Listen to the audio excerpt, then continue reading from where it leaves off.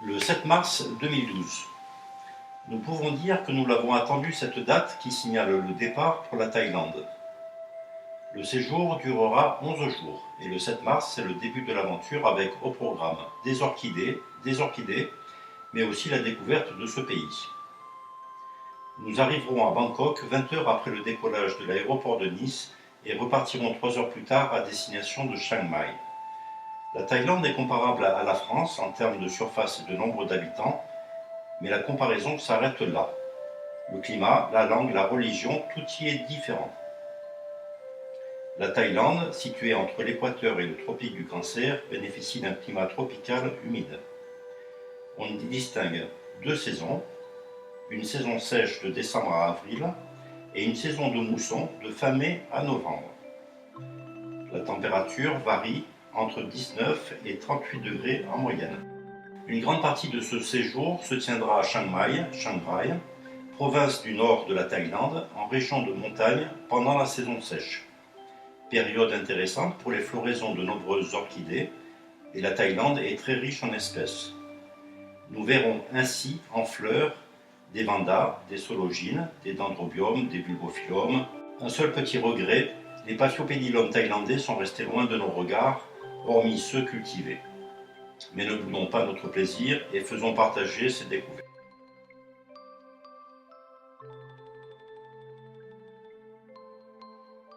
Le temple du Doi Suthep est un temple bouddhiste à proximité de Chiang Mai. Nous ferons la visite encadrée par 2 immenses serpents. La fleur du Cucurbita canadensis et ses fruits.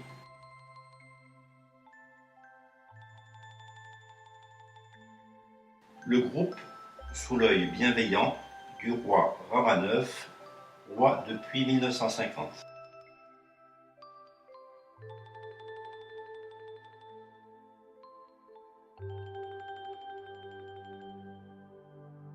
Toujours dans l'enceinte du temple,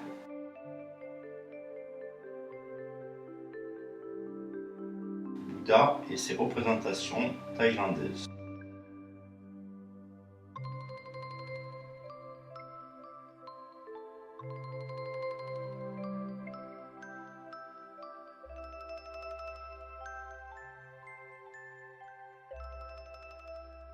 Pépinière d'orchidées spécialisée en vanda.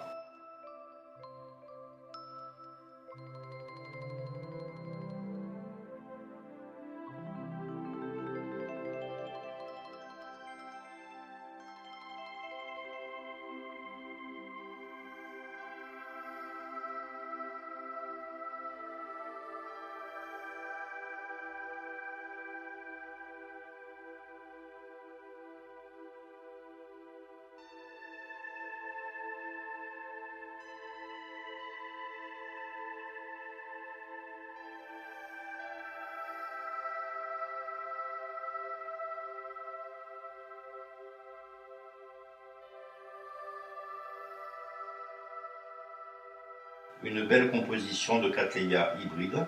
Ces fleurs étaient très parfumées. Les Cattleya sont originaires d'Amérique du Sud et Amérique centrale.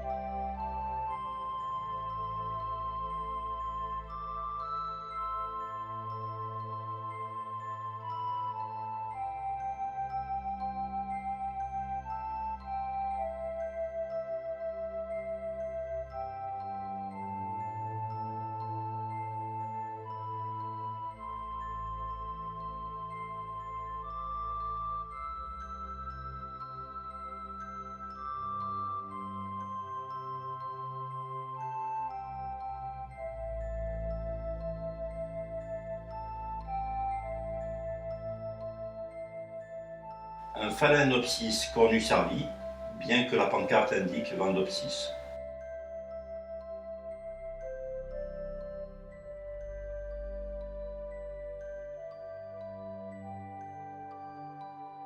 d'une très belle espèce thaïlandaise.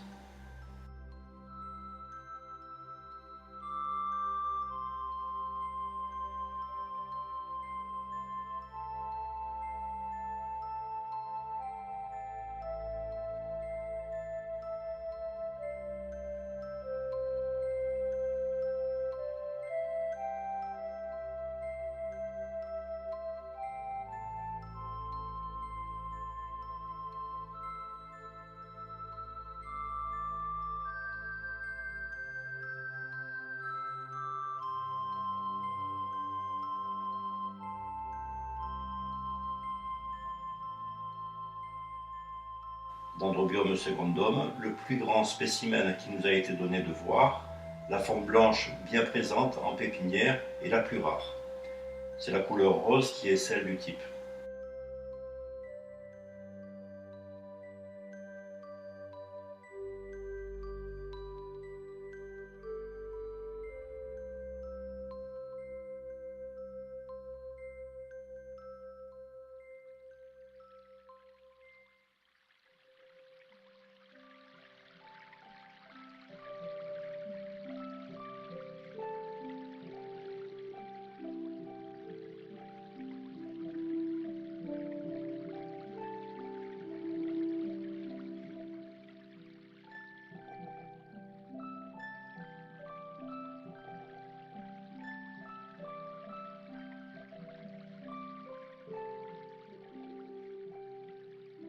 Le parc national du Doi Inthanon se trouve en forêt décidue, très marquée par les saisons.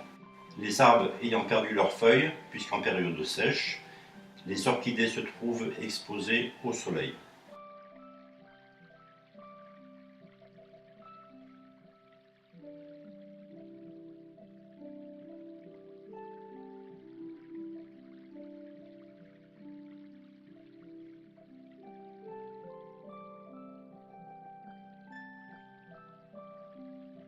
Le Dendrobium secundum, type de couleur rose.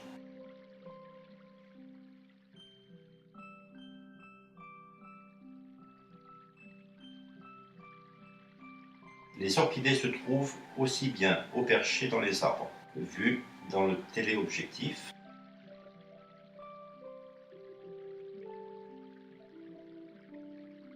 Parc national du Doi Inthanon, en forêt Sempervirens, le groupe au complet accompagné du guide et quelques orchidées en fleurs à proximité du restaurant.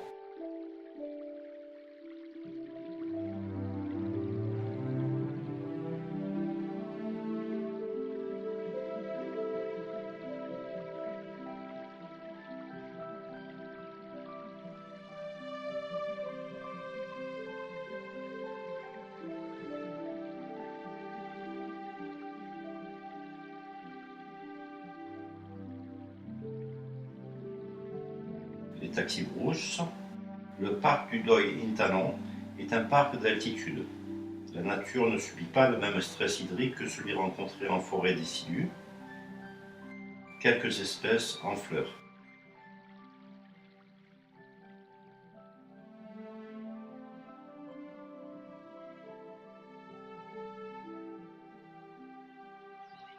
Une terrestre en cours de description.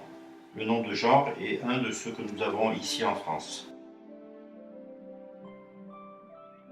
Bulbophyllum siamensis, qui vient de Siam, et donc de Thaïlande.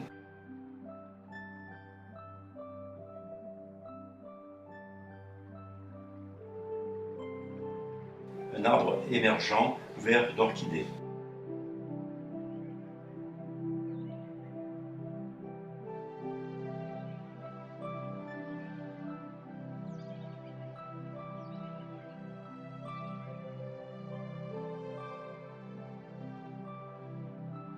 En association sur le même arbre avec Sologine nitida.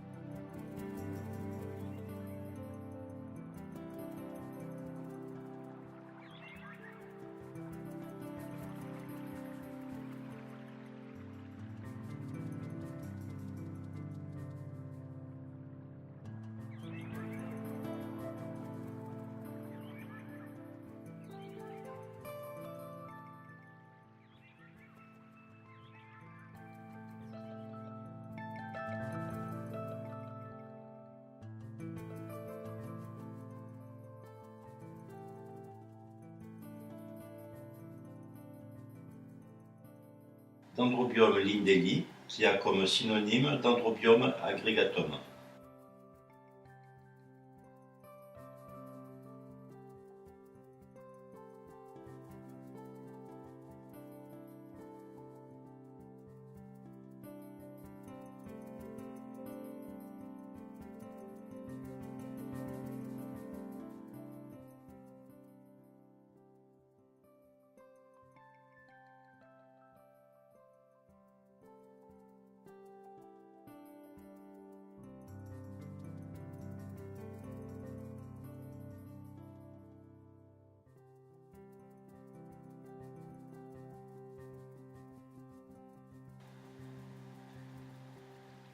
Le Grammatophyllum speciosum est la plus grande orchidée au monde.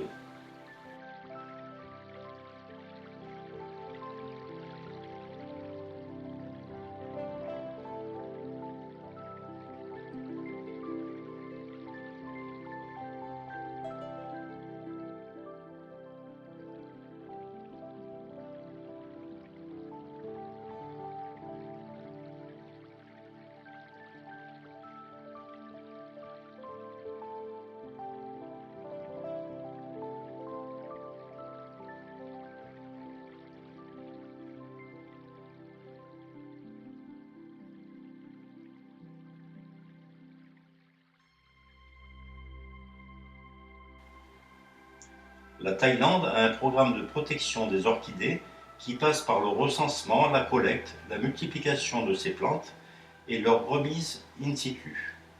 En parallèle, certaines de ces orchidées ainsi multipliées sont remises aux villageois qui tirent subsistance de la vente des orchidées, évitant ainsi le prélèvement sauvage dans la nature, ou tout du moins le limitant.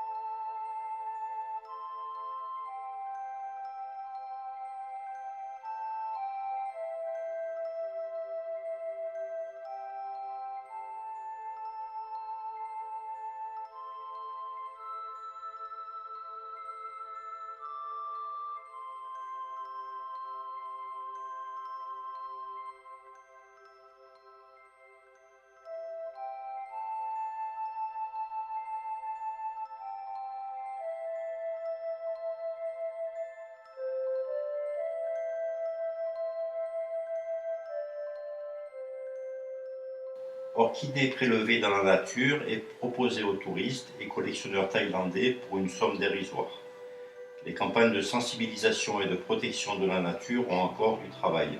Nous quittons le nord du pays et terminons notre séjour à Bangkok.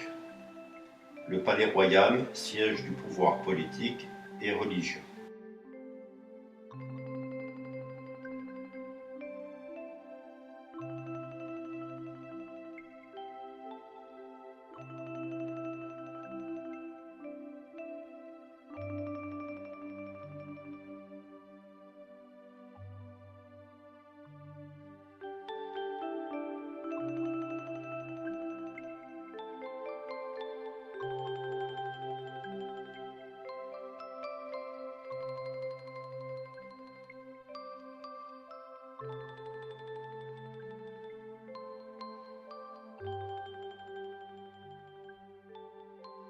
Producteurs d'orchidées, nous y verrons des hybrides de vanda,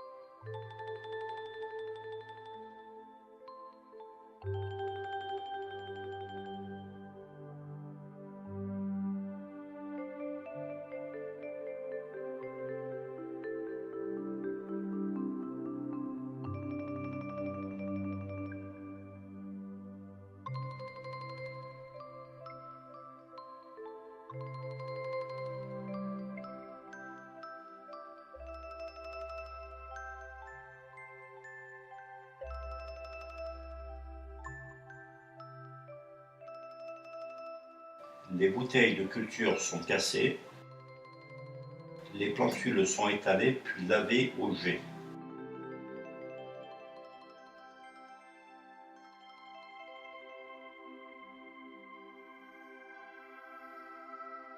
Les marchés de Bangkok proposent une foule de choses différentes. Artisanat, plantes, fleurs, animaux, nourriture et bien d'autres choses.